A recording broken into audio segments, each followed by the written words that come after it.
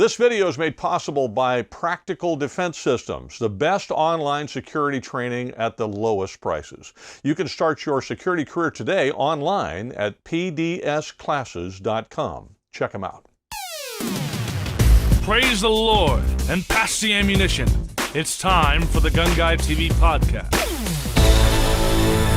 Hi, this is Joel Persinger. I'm the Gun Guy. Thank you very much for all of your help and your support of GunGuyTV. I'm very, very grateful for everything that you do, so please don't stop. We're going to have a great podcast for you today. There's a couple of subjects I'm going to cover that have become, well, honestly, there's a lot of questions I get on these two things, and I've been getting these questions a lot lately. I suspect because we're getting closer and closer to Election Day, and because of threats of civil unrest following the election, no matter who wins, and the civil unrest we see in the news all the time. So the two questions I've been getting a lot this last few weeks are, what about armor? I've gotten a number of those. I got one from a Patreon subscriber the other day about how do you make your house more bullet resistant, and armor that you can wear concealed or armor that you wear that everybody sees, and what's the best armor and all that kind of stuff. Should I even buy armor? There's all those questions. I'll answer those as best I can. And the other questions are, hey, I just got a gun, or I just got a permit to carry my gun, or I just got a gun and I live in a state where I can carry without a permit.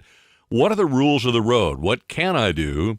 And what can't I do with that gun? So I'm going to talk about both of those in this podcast. As usual, the podcast is split into two sections. The first half an hour of the podcast is available on your favorite podcast player.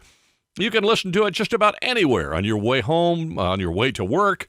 You can actually see it on YouTube and on the various distribution points for videos. We post a video version there as well.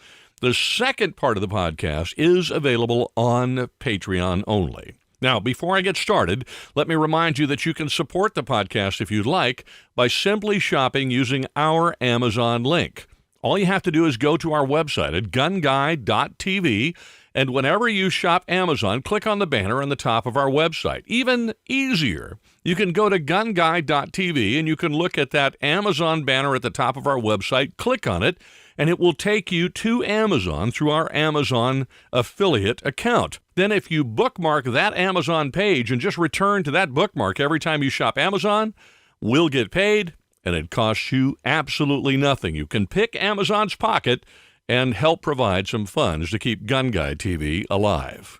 All right, let's get started. Since I have a feeling that the concealed carry questions are probably the most prominent, let's deal with those first, and then I'll talk about the armor stuff afterwards.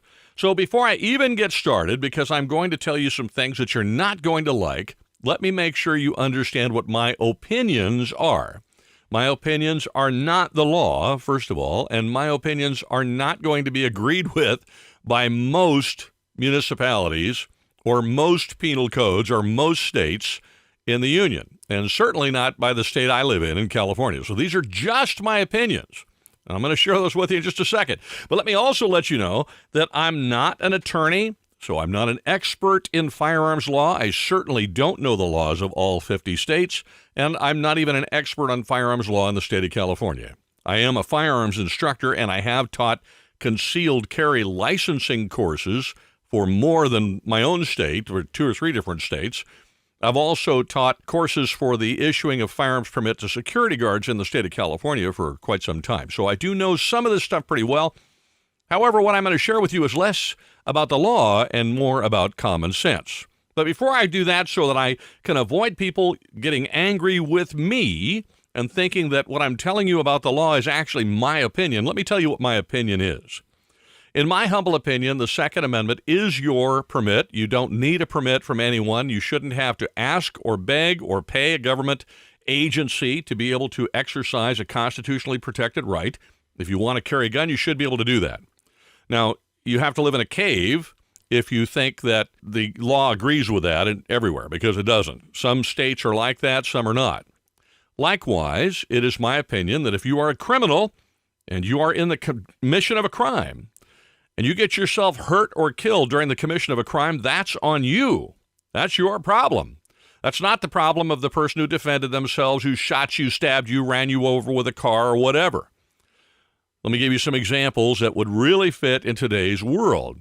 If you're a rioter, looter at what the mainstream media wants to call a peaceful protest, and during that rioting and looting, you get shot by a store owner or a homeowner or somebody who happens to be on the street that you attack, and you are seriously injured or you die, that is entirely on you. You should have made better choices in your life and not been rioting and looting.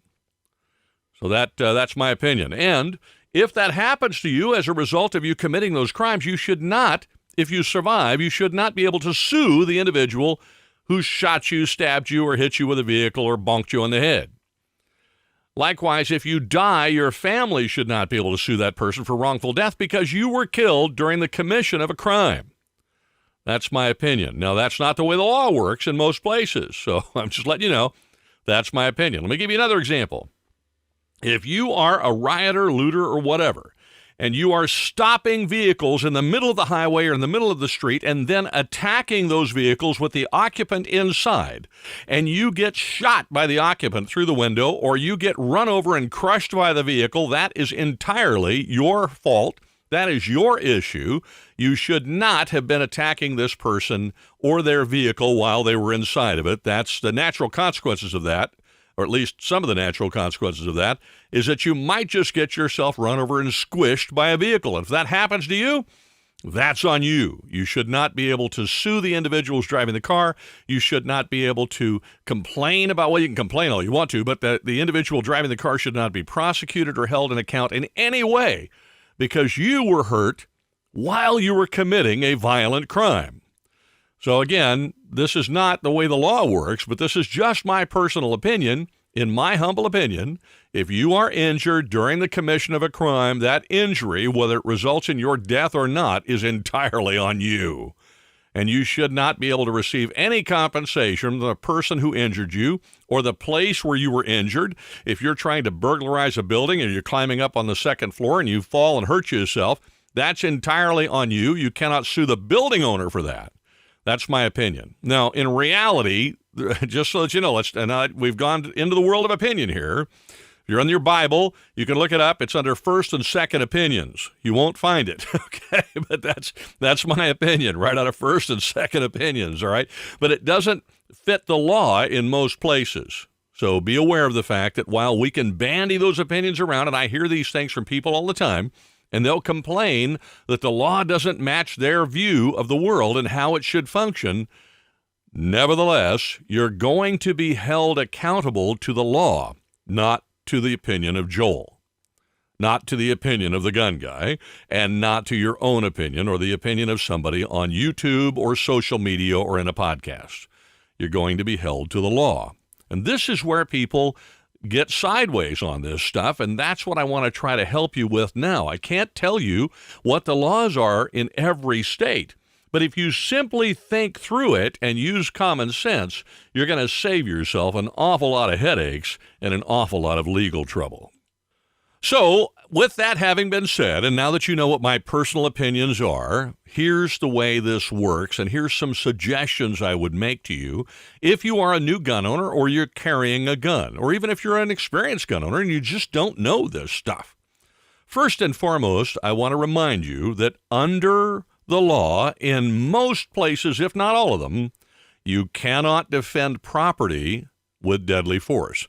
You can only defend human life with deadly force. So if somebody's breaking into your truck, you can't go shoot them. Well, he was breaking into my truck. Well, that's why you have insurance. Now, again, back to my opinion. In my opinion, if somebody is stealing your truck and they get hurt, that's on them. But that's not how the law works. You cannot defend property with a gun. And where this becomes a big problem is when looters are burning down stores. You cannot defend the store by shooting the looter in most places, certainly not in the state of California. And the reason for that is you are defending property, not human life. And then some people get themselves in trouble with that. Now, I can already see the red rising up from your collar up to your head and the steam coming out of your ears because these people who do these kinds of things are robbing others of their livelihood, destroying their life savings, destroying a business they've maybe had for generations. They're destroying lives, but you can't defend that? Well, you can, but you cannot defend it with deadly force unless you are facing a threat of deadly violence. Most states will define that as a threat which rises to the level of death or serious or great bodily harm. That means hospitalization. You're going to get hurt so badly that you're going to end up in the hospital or you're going to be dead. And if you can articulate that that's the kind of threat you were facing and that's what you believed at that moment, then yeah, you can use deadly force. Absent that, no, you can't. Now, that may be different in some states or other, I don't know. But as far as I know, that's pretty much universal across the United States. Where it really begins to make people angry, and it makes me angry, is when it starts becoming a political type of thing. It's a political event. So the local leaders of a city or a county or a state will allow rioters and looters to destroy businesses, destroy properties, and then not prosecute them. However, if the business owners and property owners defend their property, they will prosecute them. That's the example of the McCloskeys or whatever from St. Louis, I think is where they're from. The people who broke through the gate and were threatening their lives and threatening to destroy their home were pretty much left untouched, but they want to prosecute the homeowners for standing out in front armed, willing to defend themselves and their home. Which, in my humble opinion, we're back to my opinion again, first and second opinions there. In my opinion, they have every legal right to do, but I don't know that they have that legal right in that state, and that's why they're being prosecuted. So it is important for you to understand that if you try to defend property with deadly force, you may find yourself sitting in jail for a very long time. It doesn't sound fair, and that's because it isn't. But nevertheless, it is the way the world works, and we have to deal with the reality of that. Now, I'm going to talk some more about the other aspects that you need to be aware of in just a minute. Since we're on the subject of guns and defending ourselves, let me remind you that you may find yourself not only in criminal but in civil court if you ever have to defend yourself with a firearm or any other deadly weapon. So I urge you to have some coverage to pay for the legal battle afterwards and also bail you out of jail and the other things that you're going to need. Otherwise, you find yourself the victim of a circumstance and you're trying to get money from GoFundMe or relatives or friends or whatever. Worse yet, perhaps, you're dependent upon a public defender. I call them public plea bargainers because they really don't defend anyone. So I urge you to check out some coverage for that. The coverage I use, I have two companies I use. CCW Safe is one, and Second Call Defense is the other. Now, I want you to know that neither one of those companies provides me anything for free, and I signed up with both companies long before I had any business relationship with them. At this point, I do have an affiliate relationship with both of those companies, so I want to be upfront about that. If you were to use our link and purchase a membership with CCW Safe or Second Call Defense, we will get paid here at GunGuyTV for your having done that. It won't cost you anything, but we do have an affiliate relationship, and I want to make sure I'm being real with that. That said, I do urge you to check out those companies, and the best way to do it would be to go to our website at GunGuy.tv. You'll find, if you scroll down, you'll find banner ads for both CCW Safe and Second Call Defense, and that will take you to those websites through our affiliate link. So if you do decide to use one of those companies, we'll actually get credit. It helps us keep GunGuyTV going, and I certainly do appreciate that. So check out CCW Safe and Second Call Defense. This podcast needs your help. Send your entire wallet to The Gun Guy, 1313 Mockingbird Lane, Transylvania. Now, back to what we were talking about before, I want to remind you that under almost every state's laws, it may be every state, I don't know, I haven't checked, but every one I've ever checked, you cannot defend property with deadly force. You can only defend human life, either your own life or the life of another person.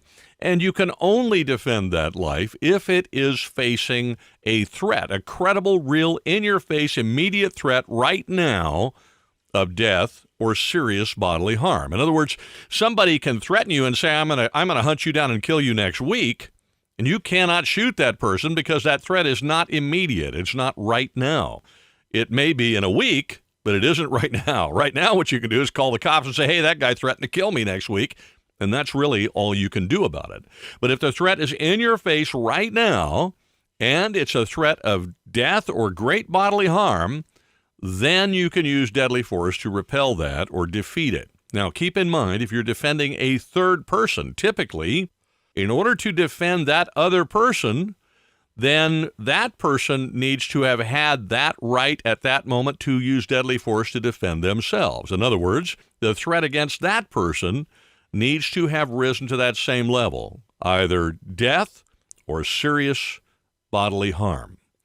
So you have to ask yourself, would that person, if they had a gun, be able to defend themselves legally? And if they can, then you can defend them. I hope that makes a little bit more sense. This is where a lot of people get in trouble. They're defending property, and that's just not a good thing. Use your insurance coverage to defend your property. I will tell you an example. If I'm looking out the window of my house and somebody is breaking into my truck, I'm not going to go out and confront that person, because if I do, then there could be a confrontation and I end up shooting that individual. Instead, I'm going to call the police and hope they get here in time. And if they don't, that's why I have insurance. Now, that sounds terrible. You'd like to go out there and deal with it because you like your truck or you like your car or you like your boat or whatever it is, and you don't, and you feel violated that this person is breaking into this or that. I totally understand, and I'm with you 100%, but I'm just sharing with you that my opinion is you should be able to go out and stop that individual. But my opinion does not count. We don't live in the land of Joel's opinion. We live in the land of how the laws work. Check your local laws and make sure, but I almost bet you that you cannot defend property with deadly force. Now, here's another area where people get in trouble a lot. Here's a rule for you. A firearm is not a passport to go places that you would otherwise not go if you didn't have the firearm. Now, sometimes we have to do that because we're a police officer, a security officer, or our business or work or whatever takes us into dangerous areas, and that's why we have a firearm, because we have an obligation to go. If you're a contractor or something and you do a lot of work in tough neighborhoods, then yeah, you've got your gun with you, maybe in your truck or whatever, or maybe on you, because you're in a tough neighborhood. That's a reason to go there beyond the fact that you just decided to go. And you wouldn't have gone if you didn't have the gun, but I'm going to go anyway. For example, I'm giving you the rules of the road for me, and you apply them the way you want to apply them. But I can tell you that a firearm is not a passport for you to go do things or go places you wouldn't go without it. So I ask myself, as a law-abiding citizen, I'd like to go so-and-so and do such and such. And I say to myself, okay, would I do that if I wasn't carrying a gun? And if the answer is no, then I will not go. And here's an example. I don't personally go to rallies, political rallies. Now, I don't go for a couple of reasons. One is I'm not a people person, so it's not that I don't like people, I just don't like people in large volume. So I'd rather watch the ball game on the television than go to the stadium with 50,000 people in it. It drives me nuts. I don't like to be in crowds. I was raised in a rural area where I had a lot of space. So when we go out to Arizona at this off-grid property we bought, and we're 20, 30 miles from anybody, I'm perfectly at home out there, even if I'm all by myself. So that's just part of my nature. I don't like to be in crowds. It bothers me. So I won't go to political rallies for that reason. The other reason I won't go is because lately they've become violent in many cases, and I'm carrying a gun. Well, I don't want to bring a gun into an environment like that because that increases the likelihood that I might have to shoot somebody, and I don't want to shoot anybody. I don't want to shoot anybody because I don't want to shoot anybody, don't want to injure someone else, but I also don't want to shoot anybody because I don't want the aftermath in my life that destroys my life after I have done it, even though everything I did was right, because the question is going to be asked in court. Did you know, did your client know that this was dangerous? And if your client knew that it was dangerous, then why did he go? So I want to remind you, a firearm, and if you're in a place where you have to have a permit, your permit is not a passport to go to things you otherwise would not go to if you didn't have the gun. So ask yourself, I carry a gun all the time. I've carried a gun for 40 years. I ask myself, if I didn't have the gun, would I go to that? And if the answer is no, then I don't go. Because I'm not going to go without the gun, particularly if it's a place I wouldn't go unless I had one. And I'm not going to go with the gun because I'm walking into an area where I know I could be walking into harm's way, and it's not worth it. There's no reason for me to do that. Now, like I said, if there's some other driving reason for me to go, I have to go for work, or I'm going because I'm going to go with my son or one of my kids to help keep them safe because they have to go for work or something along those lines, then yeah, I might go, I'll go do that. I'm going to keep them safe, keep myself safe if that's what I have to do. But absent some driving force reason like that, I just won't go. I'll do something else. So remember that just because you have a gun doesn't mean you need to go someplace where you might have to use it. That's where I think people like Kyle Rittenhouse got themselves sideways. Now, I'm not picking on Kyle Rittenhouse. I think what he did was exactly appropriate. I think he did a marvelous job of defending himself. But you got to ask yourself, why was he there? Well, he was there with his buddies to help defend a business or some businesses and business people that he knew. What's he defending? Property. And then he's got a gun. He takes it to a protest, which have been now historically violent, and he brings a rifle to it. And now the chances of him having to defend himself with that rifle are sharply increased.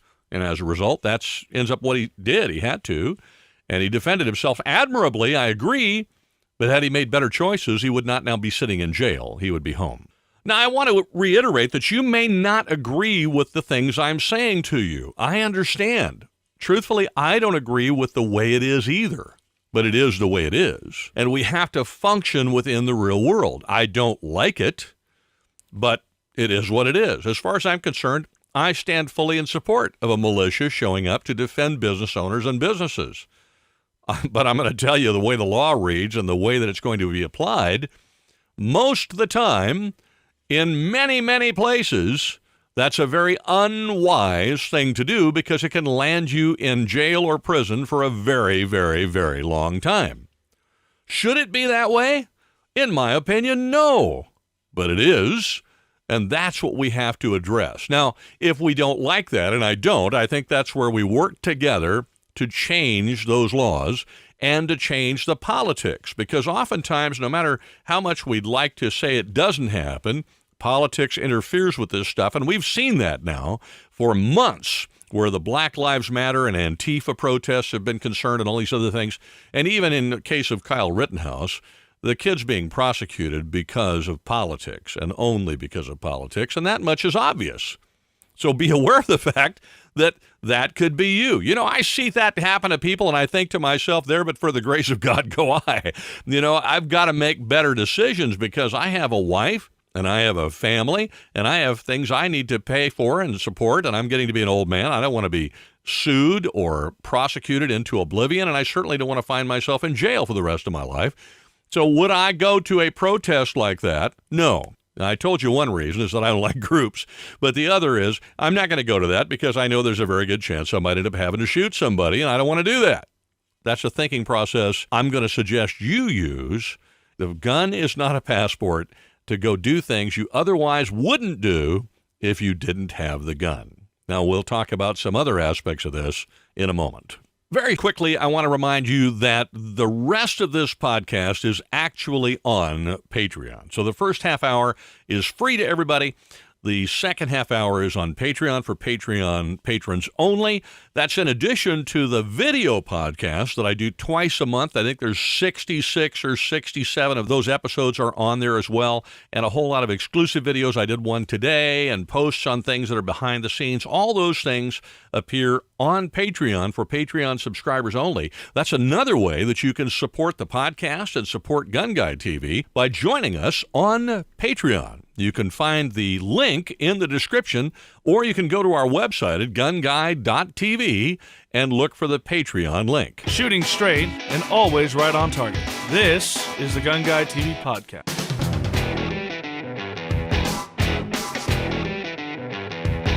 Now, obviously, there's not enough time in a half-an-hour podcast for me to go through every aspect of concealed carry or open carry or personal protection. I just can't go through it all for you. There's not enough time.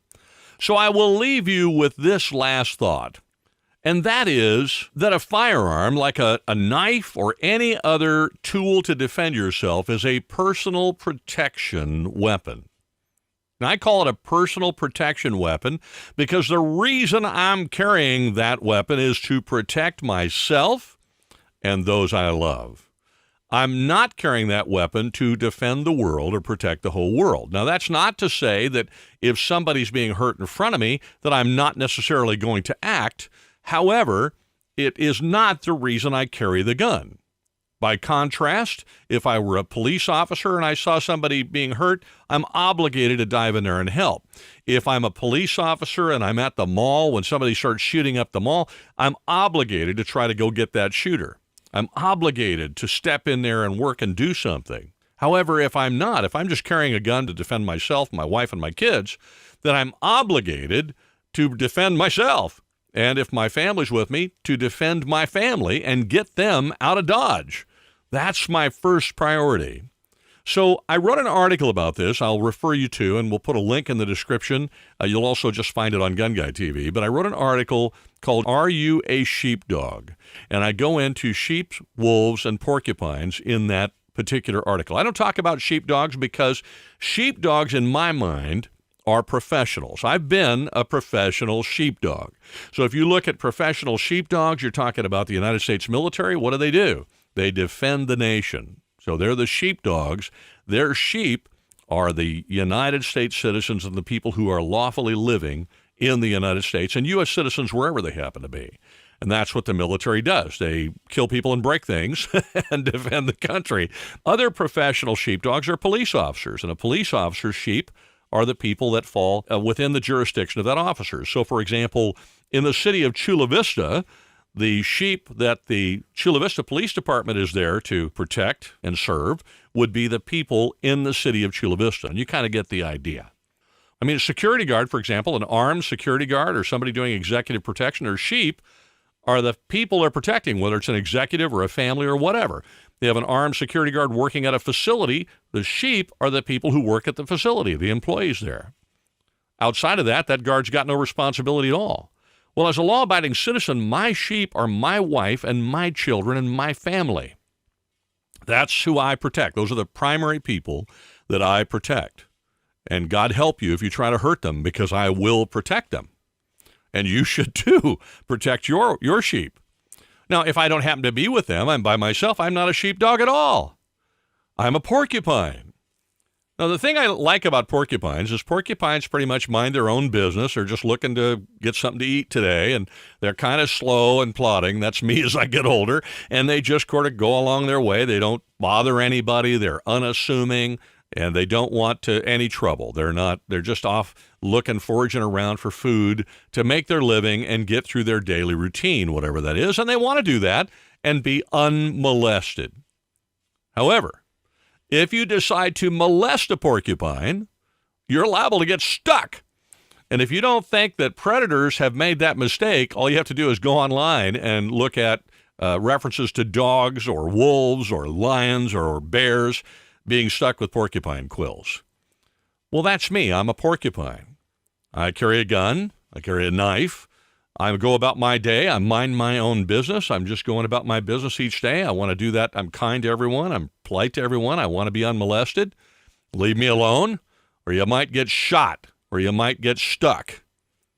That's what I view myself as when I'm not with my family. Now, if I'm with my family, I'm not a porcupine anymore. I'm a sheepdog. That's the difference. And so if you're not a professional sheepdog, don't act like you are. Keep your priorities straight. That doesn't mean that you can't step up and help if help is needed.